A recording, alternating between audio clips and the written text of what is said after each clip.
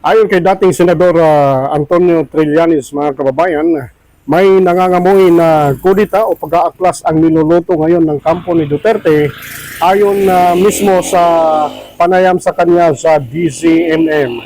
Kinukausap na daw ang mga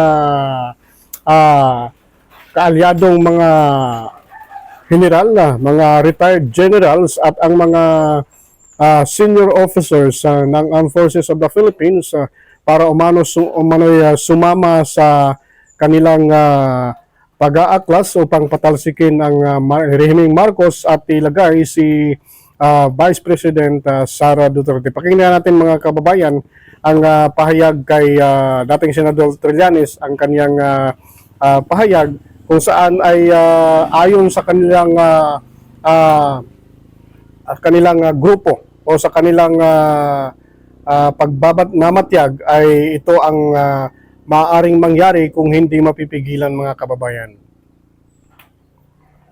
Corruption ng panahon ni Gloria at yun na nga, nag-uutos sila magpapatay ng mga sibilyan at papalabasin na yung ibang grupo ang gumawa. Pero AFP ang pinapagawa. So, yun, ano? Ang pagka kasi nangyari, pagka may malalim na cause, yun na yun. Lahat na ng factors would come into play. Pero sa ngayon kasi, wala nung internal reason.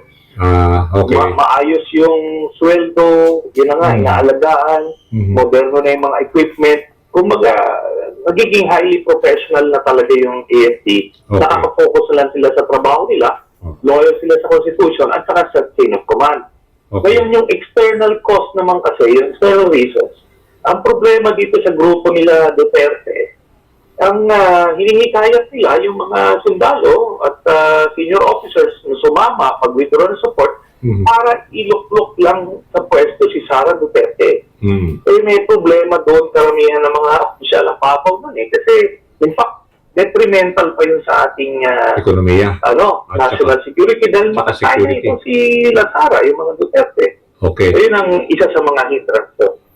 Ayan, mga kababayan, ating napakinggan ang panayam o ang sabi ni dating Senador Trillanes ay mukhang hinihikayat ng kampo ni Duterte ang mga senior officers ng Armed Forces of the Philippines para sumama upang iluklok ang Vice President para maging mamuno sa ating bansa.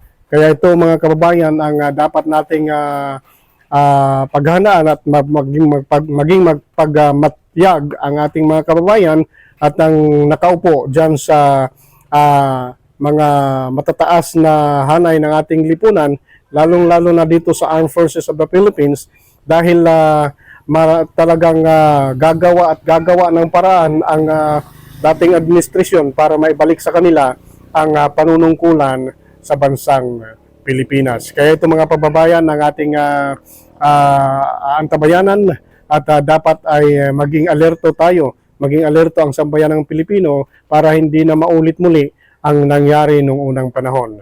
Maraming salamat at ito si Kuya Ran sa magandang hapon sa inyong lahat.